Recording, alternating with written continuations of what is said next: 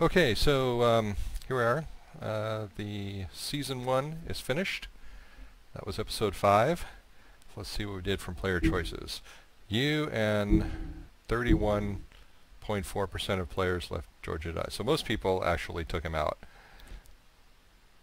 I mean, seriously, the thing is, I could have called the doctor. The doctor could have come down and probably would have saved his life. I mean, he is as good as he thinks he is.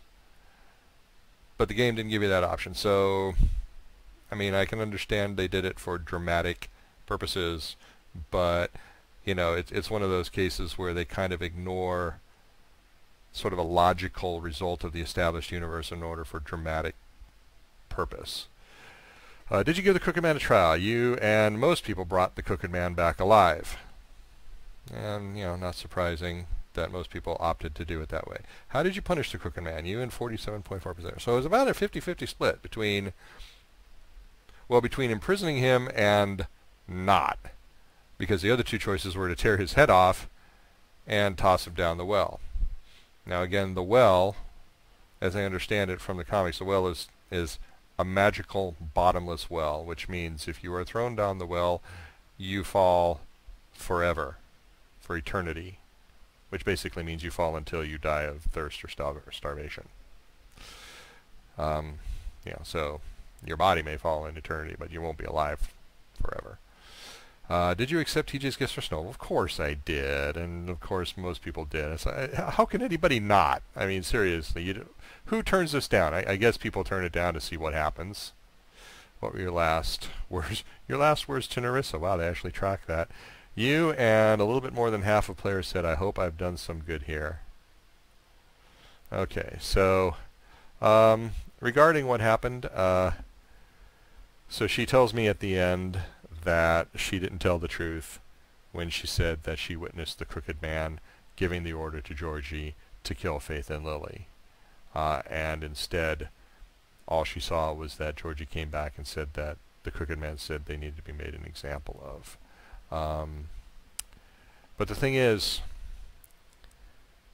when she said that during the trial, he didn't, it's like in the end, I think, again, if I remember right, he didn't explicitly deny it. He didn't say, I never said that. It's like when confronted with this, he finally sort of realized, okay, it's the truth. I said that, and that's just the way that it is. I mean, the guy is obviously a problem. I think I like to think that I kind of picked a good balance between, justice or whatever. I mean, he's clearly guilty of crimes. He tries to talk his way out of it. He tries to basically say, like I figured he would, that, what would you do without me? I am the one who has protected you all. I've helped you out when you needed help. I've given you hope when you didn't have any hope. But the problem with that, of course, is his ultimate motivation. Why did he do it? He did it in order to achieve and maintain control. He didn't do it out of charity. He didn't do it out of the goodness of his heart. He didn't do it because he genuinely wanted to help people. He did it because he was taking advantage of their misfortune in order to establish control over them so that they would do what he told them to do, which he would then use to his advantage to help grow his power and his influence. So instead of trying to be the good guy, he pretended to be the good guy, but ultimately his motivation was the problem. And while I don't agree that necessarily that motivation is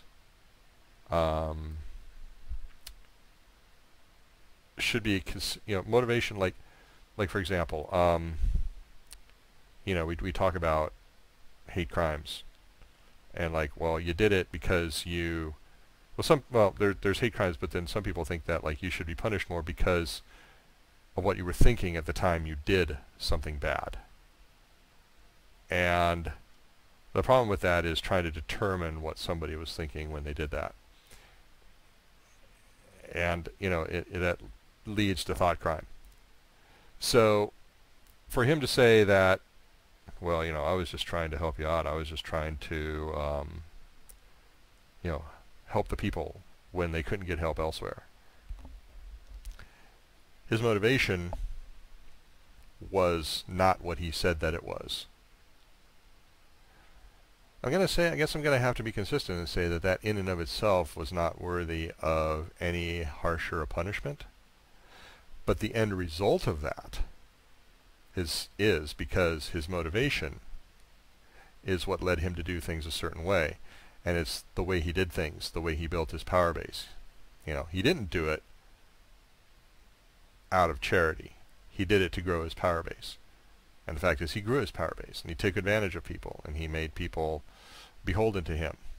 And you know, that's a crime to do it the way that he did it. So, like I said, I tried to find a good balance, I think, between, you know, too harsh a punishment and not harsh enough a punishment. Anyway, that was a really good game. I hope they do another season. I can't remember if I've heard that they're doing another one or not. I'm probably going to check it out as soon as I'm done recording here.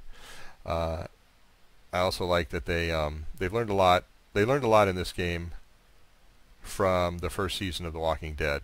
So they fixed some of the issues with The Walking Dead in this game, and then also what they learned in this game they applied to The Walking Dead Season 2, which is something else I have to finish.